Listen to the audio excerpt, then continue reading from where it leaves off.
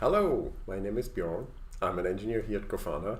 I got hired mostly because I'm that Prometheus guy, so I talk about Prometheus all the time, and GrafanaCon is no exception. I want to talk about Prometheus rate queries in Grafana. I mean, I had to put a bit of Grafana in there to make it viable for GrafanaCon. It sounds like really basic. You have probably dealt with Grafana before. That's why you're here at GrafanaCon. And you have probably dealt with Prometheus before. This is why you picked this talk and watched it instead of doing something else, because you are not really at a conference. You're at home. You could just do whatever you want. So I'm assuming you're a bit familiar, and I will not just talk about basic rate queries. I will actually get to the bottom of things. We will learn everything about it. We will finally understand what's the subtle or not so subtle difference between range vectors and instant vectors, and range queries and instant vectors, instant queries. I got it wrong, right? I mean, it's kind of confusing terminology, but it's important to understand to see how Grafana actually graphs something that comes from Prometheus. So yeah, we'll do that. I'm a bit sad because I usually love to meet all of you in person at a conference, but I also love other things like whiteboards. This is a whiteboard behind me. I'm nerdy enough to have a whiteboard in my living room, and now I have this unique opportunity to let you all watch me whiteboarding, which is usually not possible with hundreds of people. But yeah, I mean, modern times, we have something interesting here, and an advantage of the current situation actually. So let's whiteboard something. Let's talk about rates, and rate is probably the most used function in PromQL, but it's only ever to be applied to counters. Sadly, Prometheus won't yell at you if you apply it to something else. Perhaps that will change with Prometheus 3 or 4 or 5. At the moment, you have to pay attention yourself.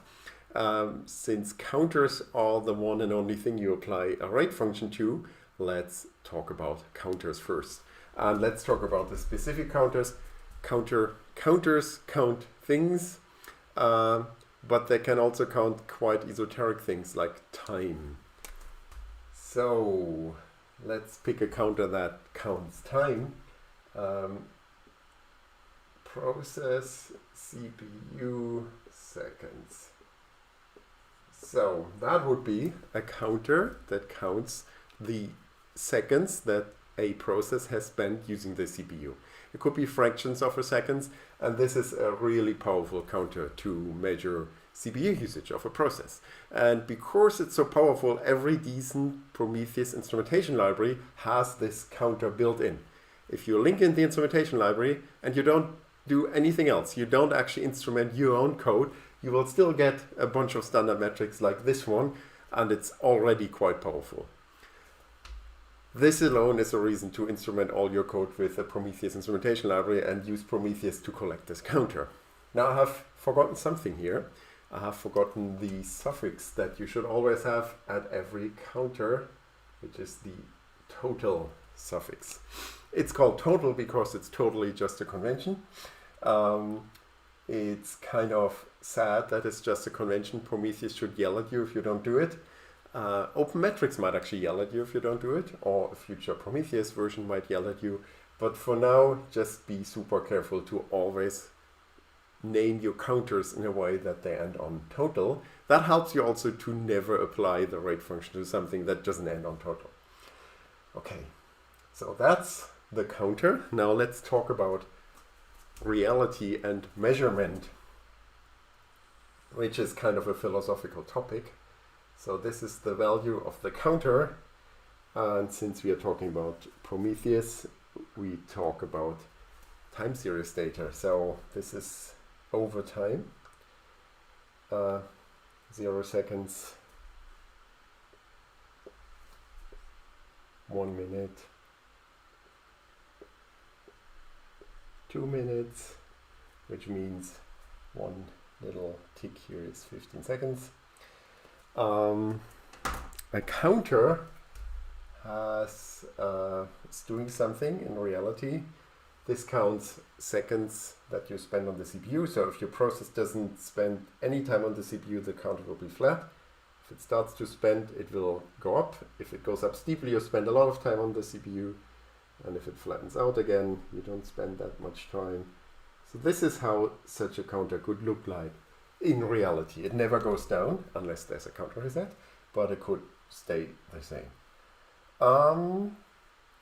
This is reality. That's not what we can perceive, because we as human beings, we cannot perceive reality directly. Even the kernel cannot do that. So the kernel measures this value and turns it into numbers at a certain frequency. Prometheus has to do the same thing and is even like farther away from the kernel, so it cannot do it like every microsecond or something. It will do it at fairly long intervals called the scrap interval. It's a minute by default, but most Prometheus users set it to something shorter. We use 15 seconds at Grafana. That's why I use the tick marks here. You should also try to be uniform with your scrap interval throughout your organization. That helps a lot. It helps to avoid a lot of trouble. Sometimes you have to pick something else for specific purposes, but you should have something that you use almost all of the cases. So 15 seconds is it here at Grafana Labs. And then Prometheus comes along and scrapes this value. It measures, takes measurements, samples, whatever you call it. And that's how Prometheus perceives this counter, saves it in its TSDB. And then we have to reconstruct reality from those samples. Okay, let's check out how this looks like in Prometheus. This is the Prometheus expression browser. It's not yet Grafana. I've also chosen to use the modern React-based UI. You can pick that as well if you're on a Prometheus server on its web interface. There will be a link, try out the new UI, and you can see there's a link, classic UI, which you could click to come back to the classic UI. But let's stay modern, use this React-based UI. We can just type in the query name here, process CPU seconds. If I just hit enter now, we would see a lot because this Prometheus server monitors a lot of processes. I'll just do, I pick a namespace, TNS demo. That's one of our stock demos that I can also use for this talk. If I hit enter, I get an empty result because totally intentional. I forgot the total. And here we are. So this is the current value of the counter for 3 different processes. Our demo app here just has 3 ports with 1 container each, with 1 process each. It's pretty straightforward. In reality, you might have thousands of that. Cluster, instance, it's all there, job label, namespace label from Kubernetes, whatever. It's called an instant vector. Instant because it's like at an instant moment in time, and it's a vector because it has multiple elements. It could even have only 1 element, we would still call it a vector. It could have 0 elements, that would be a 0 element vector. There are also scalars in Prometheus, but they are really a different beast. So even if it's a 1 element vector, it's not automatically a scalar. Keep that in mind. The interesting thing is, how is this value actually getting into this UI? And the UI is running on the Prometheus server, but it still uses the normal Prometheus query API to populate those values. And your browser has tools, like the developer tools that you can switch on. And then if you run this, you will actually see what this UI is doing in the background. It's actually running HTTP queries against the API v1 query endpoint. This query endpoint is also called the instant query endpoint. It's not called query instant, but believe me, this is the technical term. So we use the instant query call where the query contains an instant vector. There are 2 times the word instant, but it's different instance. So it's instance query, and it has a query parameter, and you see process CPU seconds total. That's our query, and we query an instant vector. There's an additional parameter here. That's the time. That's the time, the point in time where we want this instant value to be from. We could specify any value. We could also leave it out. Then Prometheus would use its notion of now. In this case, our browser's notion of now is this timestamp. So if you just do this again, it will change a tiny bit. Actually, this is a new query, so we have to select it. And now you see this has changed by a few seconds. You could use a timestamp in the past, of course, and you could even use a timestamp in the future. If you dare to ask Prometheus for the future, you can try that at home. We won't do it now. Okay, now what we usually want, we want pretty graphs in Prometheus. And this is where we go from the table view to the graph view. And here's a pretty graph. Or is this only 1 minute? Let's take like an hour. Okay. I probably played with that before. Usually it's 1 hour by default. So this is 3 counters. It doesn't go down as promised, but it doesn't appear to go up either. That's because they are actually going up. We just can't see it because you see those values are vastly different because those 3 processes spend very different amount of times on the CPU. So I can go to one of them. Let's use the busiest one, the orange one here. This is job TNS demo app. Okay, TNS demo app. And now we see, we look only at this one. Now we have a vector that has only 1 element. And you see it's going up most of the time. Now the interesting thing is, what is Prometheus actually querying? Because before we just queried a single point in time, but quite obviously we are looking at a whole range of times here. So we check out our developer tools again, inspect that query, and we see it's now here, query range. So that's now a range query endpoint, and it's thankfully explicitly called query range.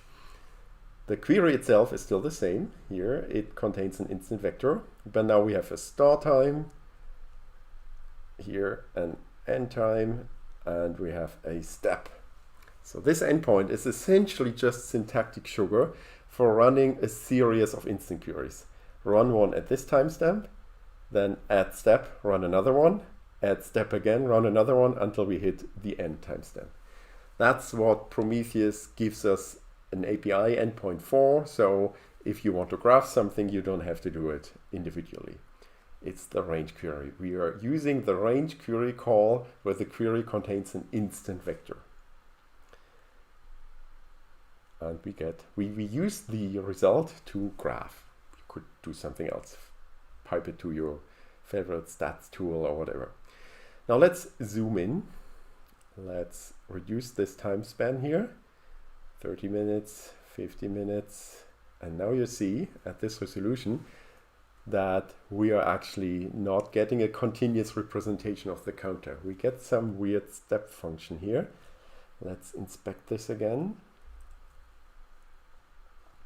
I have to run it again. So what you see now, the step here is now 1. That was counterproductive. Here's our step equals 1. The other parameter, I mean, start and end is also closer together, but the query is the same. We just ask Prometheus between those 2 timestamps, please give us a value for every second. Now Prometheus doesn't have that because Prometheus only scrapes every 15 seconds, but Prometheus still tries. So we get a point in time at like this timestamp, 1 second, 1 second, 1 second, 1 second. After 15 seconds, suddenly the value goes up because that's when a new measurement came in, a new scrape. So we are asking Prometheus for way higher resolution that it can actually deliver. It still tries its best, so it gives us points in time, but it's kind of, yeah, you at all of these times you get the measurement from here, and then you get the updated measurement. This is how it works. Okay, let's zoom out again because this kind of doesn't really make sense. Go back to our 1 hour representation. Now what we wanted is not a straight line that goes up or almost straight. We wanted a rate. That's the whole topic of this talk. So let's take the rate of this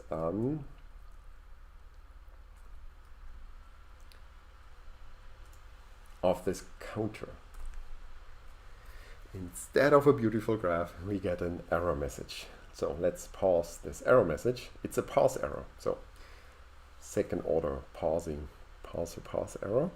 Expected type range vector in call to function rate got instant vector. Oops. So we have already heard about instant query and range query and instant vector. And the last permutation of those two things is now in the error message, a range vector. So we have to understand what a range vector is. And to understand that, let's go to our whiteboard again. So what is a rate? A rate is essentially the slope of this curve here. Now a slope, you could kind of look at it and think about it, but if you think back what you learned in school about slope, you could like draw those triangles and have a delta V here and delta T here, and then you can divide this by this, and then you get the slope between those 2 points. This is how you usually do it even in school. You can also take like larger triangles, no problem. But you need at least 2 measurements to do this calculation. And same is true for Prometheus, because Prometheus just measures the value of the point here. Prometheus can't measure the slope at this point. Prometheus only has those values. So you have to tell Prometheus, use this number of points, at least 2, and then please do this scope calculation on those points in the range. So that's what you need to do. You have to provide a range of points to Prometheus, and how you do this, that's called a range vector in Prometheus. So let's think about a range vector. Let's go back to the table view. Let's remove this rate and actually also this job selector.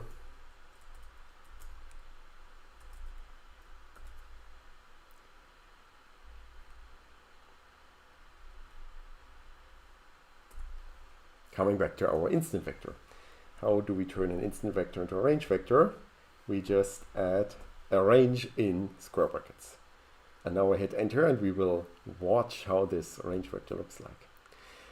Fancy. So here we get a bunch of points. So I want a range of 1 minute. Since we have a 15-second scrap interval, we will see kind of 4 points in that 1 minute range. And this is what we see. We see 4 different measurements for every counter, and we get a timestamp attached. So this is different from our range query before, where we essentially told Prometheus, please give me a value for this time and this time and this time.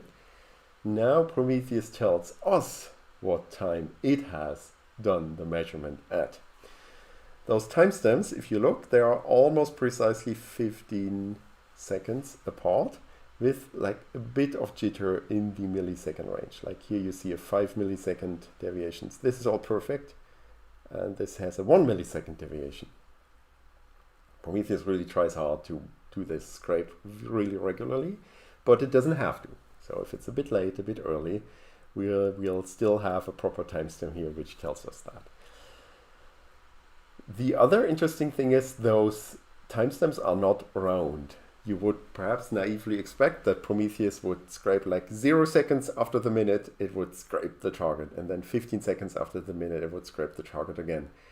That would work with one target, but usually you have thousands of targets on a single Prometheus server, and if the Prometheus server has to scrape all of those 1,000 targets at the same time, that wouldn't work well.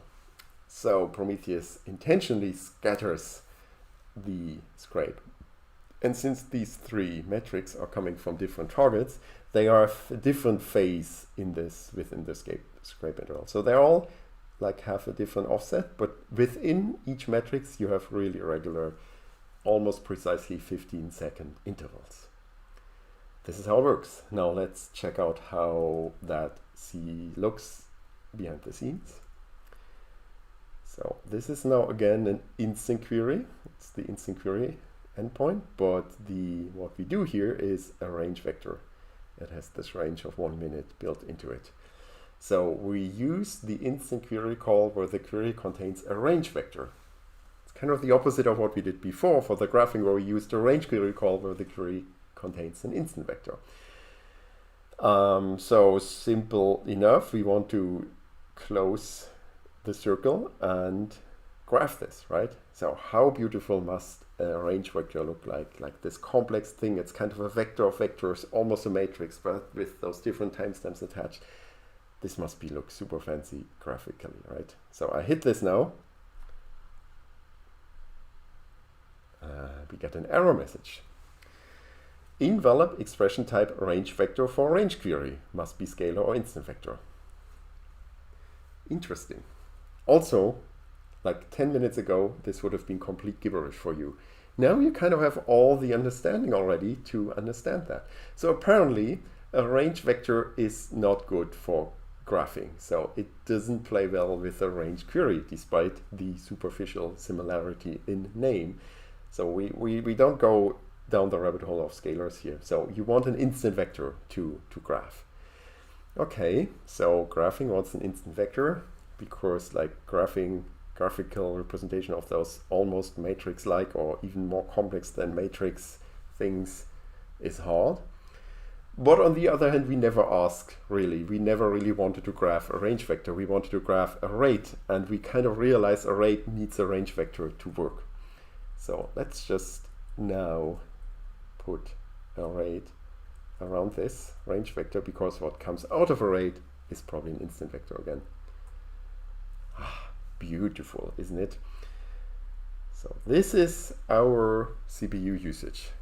Now we have to think about it, right? What does that actually mean if you do the first derivative of a counter that counts time?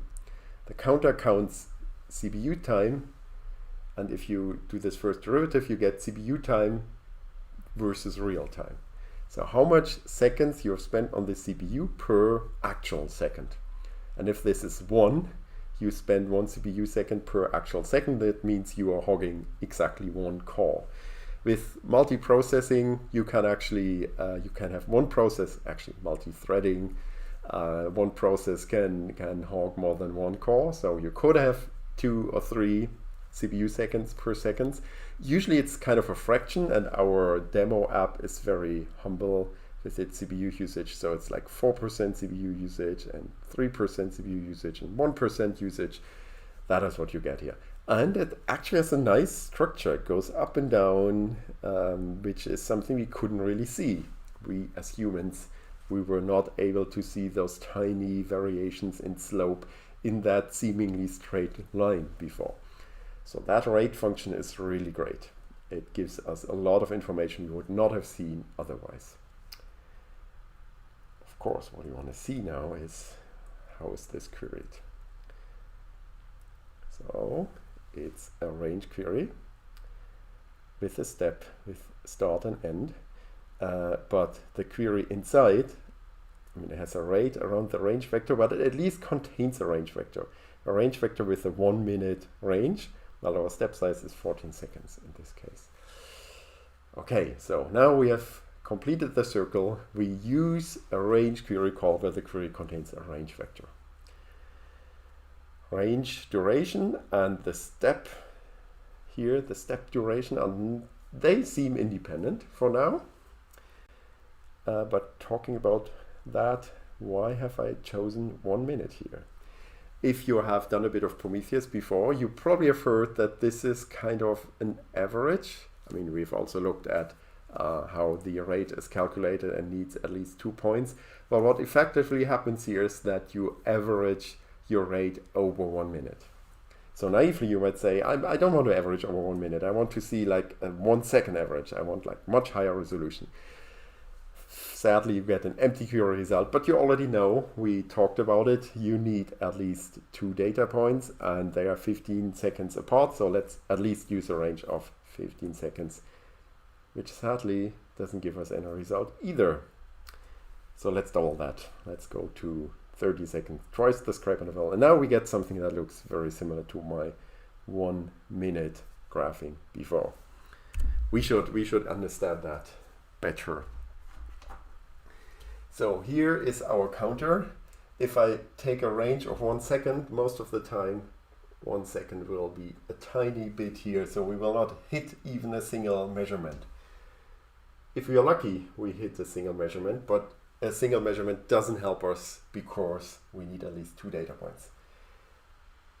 Using 15 seconds, scrape interval, most of the time we'll hit a single measurement again. Pretty safely we hit a single measurement, but that's not enough. If we are super lucky, we could hit 2 points. Sometimes during demoing this, that actually works. You see a single point somewhere on the graph because somewhere we were lucky enough to hit this. But that's of course not good enough. We cannot rely on luck. It's an interesting insight here that this range in Prometheus is a closed interval. It will include points that are exactly on the boundary on both sides. That's from my perspective a bit weird decision, but perhaps a future Prometheus 3 might change this and do like a half closed, half open interval or something. But for now, this is the case. If you're exactly on the boundary on both sides, you get both points. But all of that doesn't help us with our range query. So what we actually want to get is reliably at least 2 points. And that's where the 30 seconds that I just graphed come in. So here's 30 seconds.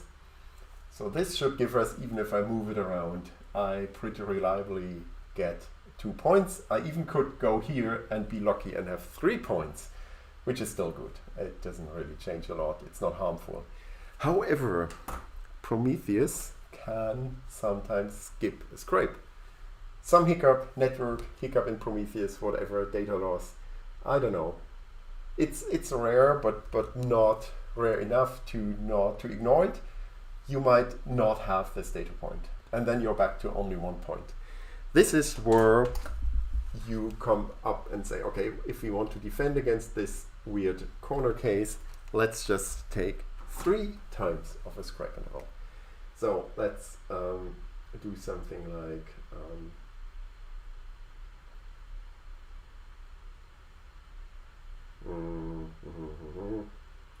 I want to do this in the right way now.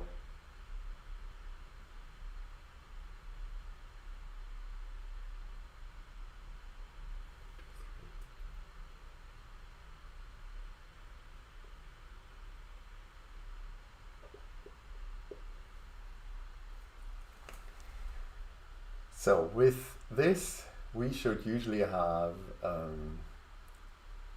3, or if we are lucky, I kind of try to hit the lucky point here, we have 4 points in our range, and then we are super robust against losing a single scrape.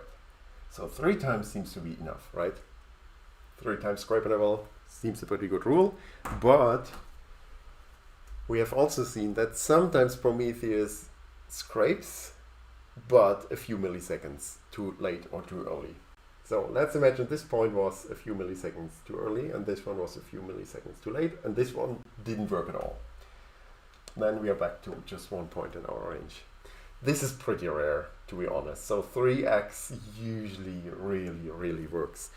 But the wise have said we should be even more robust.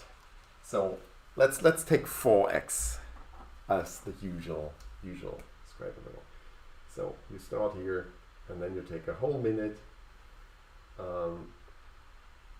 So usually 4x scrape interval, 1 minute. Usually you will see 4 points in that range. If you're super lucky, 5. If you miss 1 and a few are a bit moved around because of jitter during scrape, you're still good. So, and if you go longer than 4x, you can do that if you're actually interested in a moving average for a longer time. but you don't have to do it to be safe that you get enough points. If you now get only 1 point, something is really wrong, and it's probably legitimate to only have 1 point. I mean, to see that something is wrong and lose data. Okay, so 4x the scrap interval, that's what the Ys recommend, and that you should all do this with 15 seconds. It's a minute, very conveniently. If you have a 1 minute scrap interval, it would be 4 minutes. You would probably round up to 5 minutes because that's convenient again. And it doesn't really matter, 4 minutes, 5 minutes, whatever.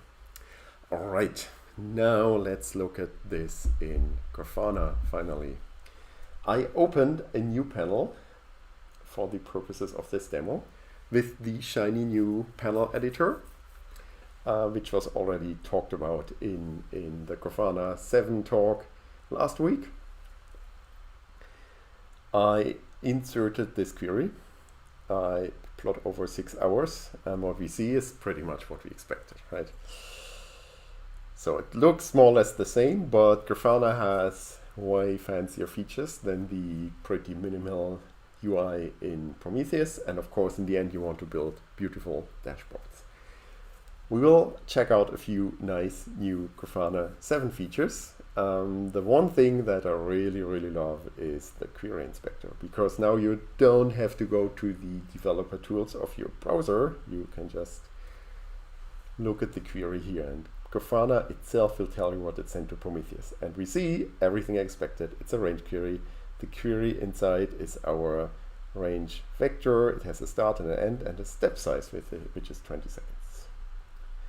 Why is it 20 seconds? Grafana, same as the Prometheus UI, basically tries to give you 1 data point per pixel, more or less, because that makes sense. Requesting more would be something that you couldn't even render on the screen, and requesting less would not make full use of your screen resolution.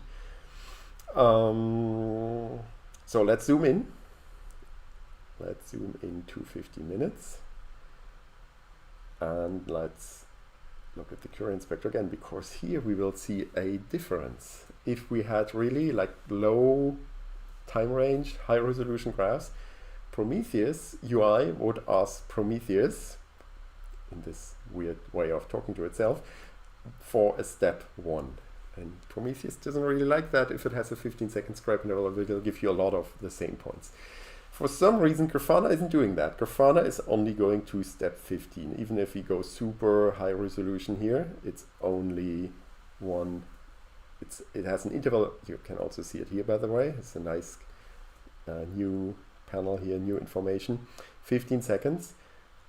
I can also showcase the display options here because I want to switch on the points. Here you can see the actual data points, which is usually kind of 1 data point per pixel. Here it's definitely less, right? So why is that the case? Somehow Grafana knows it doesn't really make a lot of sense to ask Prometheus for more than 1 data point per 15 seconds. There is no magic involved, sadly. In ideal, Prometheus server could answer you that question. You could ask the Prometheus server, what's your scrap interval for this metric in this time frame? Which could actually, like different metrics can have different scrap interval. The scrap interval could change over time because somebody reconfigured the Prometheus server. It's actually a hard question to answer, and Prometheus currently cannot answer that question. I said this sentence a lot. Perhaps a future version of Prometheus, Prometheus 3 or 4 or 5, will do that. Right now, we have to work around that. And the workaround in Grafana is that when you create a Prometheus data source, you see a little input field, scrap interval. And I told you, you should have 1 scrap interval for your organization. And this one uniform, hopefully mostly uniform scrap interval, that's what you fill in there. And this is what I did here. I created this Prometheus data source I'm using now with 15 seconds configured scrap interval. And that's why Grafana will never ask for less than for more than 1 data point in every 15 seconds. So the step is always 15 seconds. If you want to override that, because you have this one metric here that has a higher scrap interval, shiny new query options. I mean, that was there before, it was just not as nicely explained. Here you get tooltips, and here you could say, okay, I know I want 5 seconds here, and then you see the resolution has increased. Can show points again. Oh yeah, now we have point density quite high. And final proof, query inspector refresh this. Step is now 5 seconds. Okay, you can do that. This is for the whole panel. I'll remove this again because we don't want it here. You can even have an override per query, which is min step here. So for some reason, the min step only exists for the Prometheus data source, and that's why it uses the step terminology here, which is the same as the query parameter. Well, it uses the term interval above here because these query options also work with other data sources. So interval is a Grafana concept that spans all data sources, and it translates into step in the Prometheus world because this is for all Grafana data sources, we call it interval. Because this is just for Prometheus, we already call it step, but it has the same effect here. It's just an override only for this query. You could add more queries to this panel and use a different min step here. All right, so we zoomed in. We saw that Grafana tries to be reasonable about the amount of data it requests. Now let's do the opposite. Let's zoom out. 6 hours was what we had before. Interval is 20 seconds. Let's do a whole day. Interval is a minute. Let's do go big. Let's do a whole week. Interval is 10 minutes. Inspect the query because now we got really used to that. So the step is 600 seconds, which is 10 minutes. But of course, our range in the range vector is still 1 minute here. Is that a problem? Like I told you, those two durations in the range query, where it's the step, and the duration in the range vector, they are kind of independent. What's actually the impact of having them vastly different? That's a question we have to answer on the whiteboard. I actually have to delete that. Let me check if I've forgotten anything. No, I think we're good. So I'll delete this.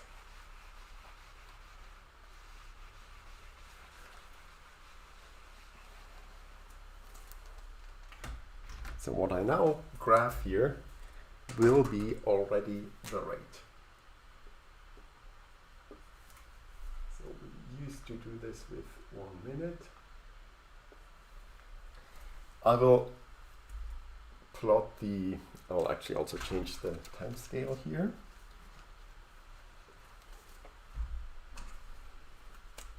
Let's do minutes now. 1 minute, 2, 3, 4. 5 minutes, 6, 7, 8, 9, 10 minutes.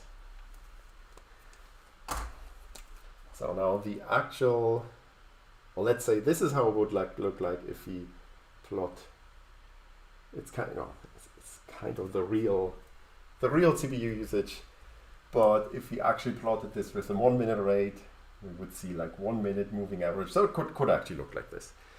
Now, if we plot this expression with 10-minute step size, it depends where our step ends on, but most likely, I think it will, let's say we have one data point here, then the next one will be at 11 minutes.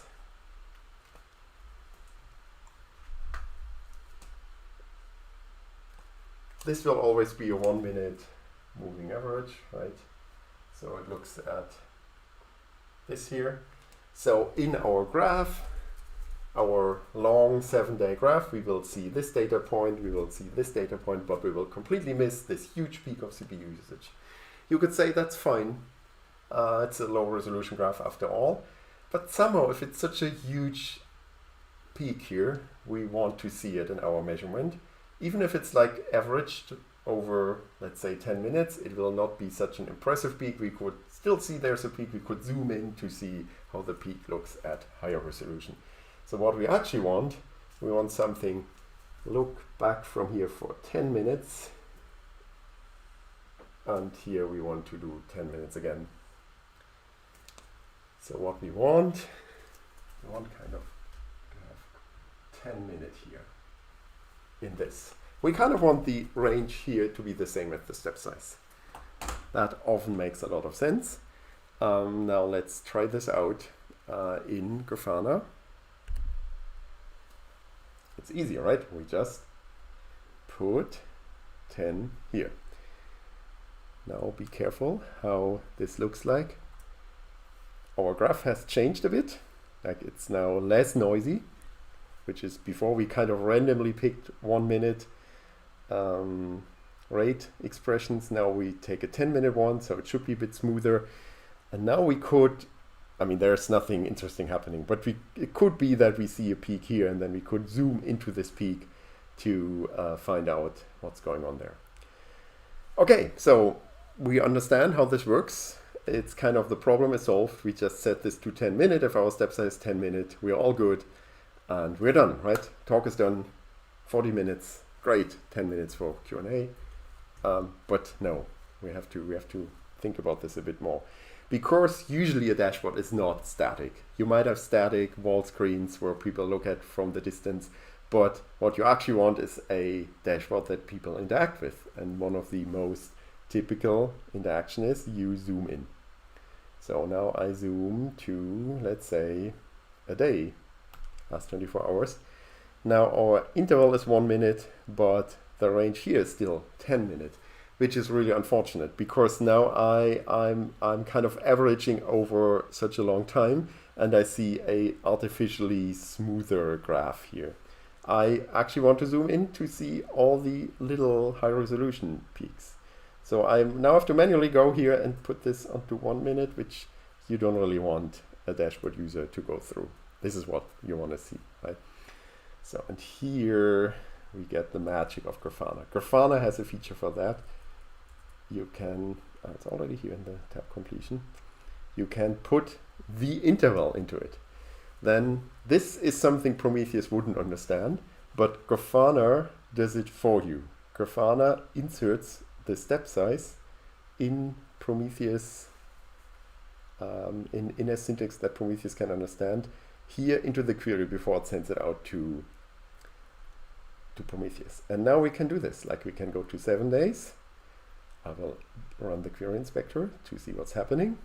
Step is 600 seconds as before, but now you see 10 minutes here. Magically 10 minutes appear here in the query. Now we go to 1 day and inspect that query again. Step size is 60 seconds and magically it's 1 minute here. Perfect, right? We are done. Now the talk is done and we still have 8 minutes for Q&A. No, not quite, because let's go to 6 hours. That doesn't look good. Something has happened to our graph. It's broken, like broken, literally broken. If I go to 3 hours, it's gone. So what's going on now? Oh, there's actually 1 data point left, but otherwise everything is gone. Let's refresh the query inspector. Step is now 15 seconds. Yeah, we know it will go down to 15 seconds because that's the configured scrape level. But now you see the range here is also 15 seconds, of course, and that's not the 4x that the wise told us to use. So for this query, you actually, I mean, you already know the remedy here, right? You want to set this to a higher value. You want to set the interval to 1 minute, because if you want to use a 4x scrape level in your rate, your range vector that you feed to the rate function, actually a resolution of less than a minute doesn't really make a lot of sense. And if you put this in here, we are good again. So we kind of have reduced our resolution here, but now the interval is at least 1 minute. So this magically filled in interval will also be 1 minute. So finally we are good. This is what you want. Grafana has a feature for that. Great, right? So now we have 7 minutes for Q&A, but this is not everything. I have to cover with something else, which is too bad. The other thing here is a problem.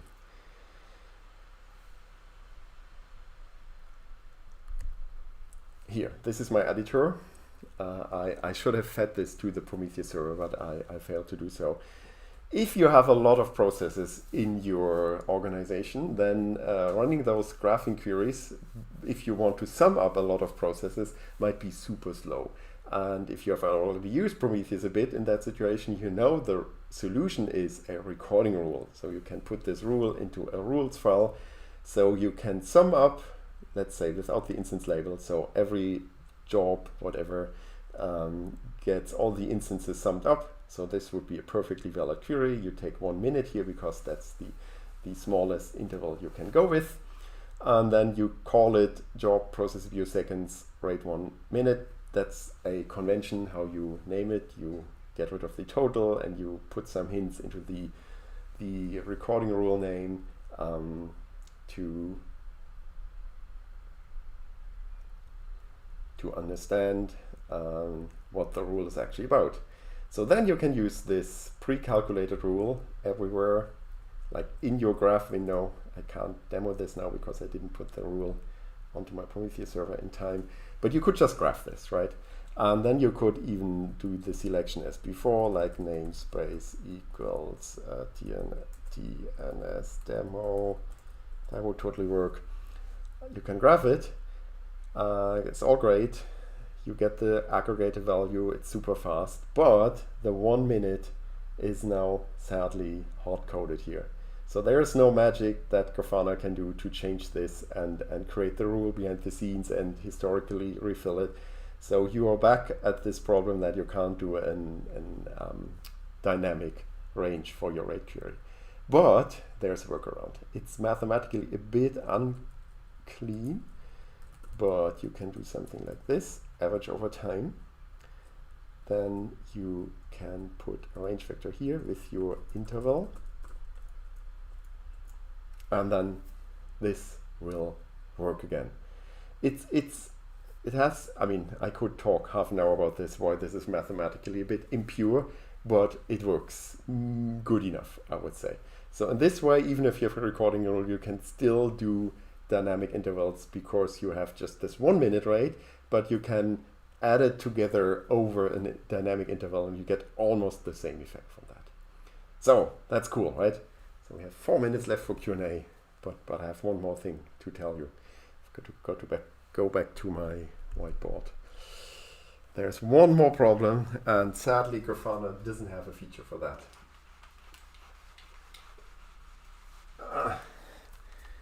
Hand sanitizer, important these days, but also perfect whiteboard cleaners.